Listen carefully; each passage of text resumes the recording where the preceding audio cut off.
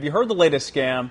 This is unconscionable. The latest scam. Identity thieves are calling military families, telling them their relatives are wounded and that they need their Social Security numbers before they can treat them.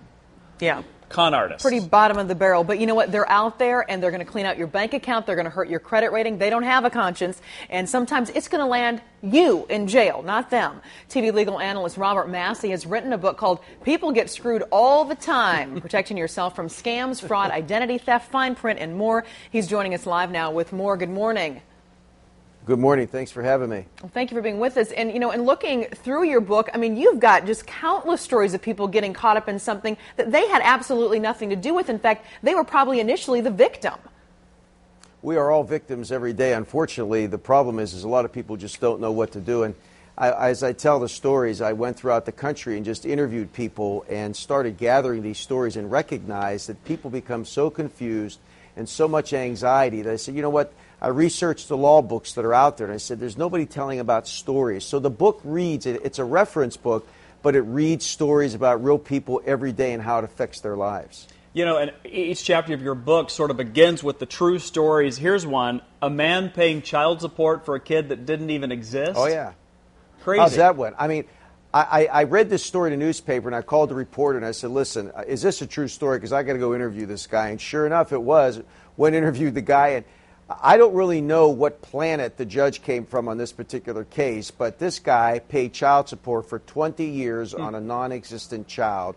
And it's one of the extreme stories in the book, but it gets into the issues of, in my family relationships, love and relationships chapter, about different things that's happened to men and women who have delegated their child to grandparents. One story where the grandparents ended up with custody of the child, and the guy came back and had no opportunity to get his child back. And it talks about those type of issues. And what I do is after every story, I give a counseling section. For example, I would say, well, this is how I would have counseled Margie or Kevin or whomever. And then at the end of the chapter, I give what the law is in that area. And at the end of the book, there's websites and phone numbers. So it really is a book that reads well. And so far, thank goodness, people are responding to it. Yeah, and Robert, give us some steps that people can take to avoid being scammed.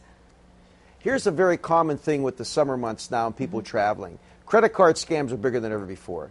First of all, if you're going to travel, make sure you call your credit card company and saying, listen, I'm going to vacation with the family and kids in Orlando, to Disney World, wherever you're going to go. So when you see that the card's being used, that's where I am. If it's out of Boise, Idaho, I'm not there. Number two, surely check your credit reports twice a year. You can get it at annualcreditreport.com. It's free of charge. You get a one-chance look, or you could actually buy it and you could check your credit. By the way, that's usually how you find out that you're a victim of identity theft, is your credit reports, because a lot of times you don't even know. If you're going to do something online, for example, make sure you try to have a credit card that has a low limit, because that way, God forbid, if you are scammed, you're not going to get hit that bad.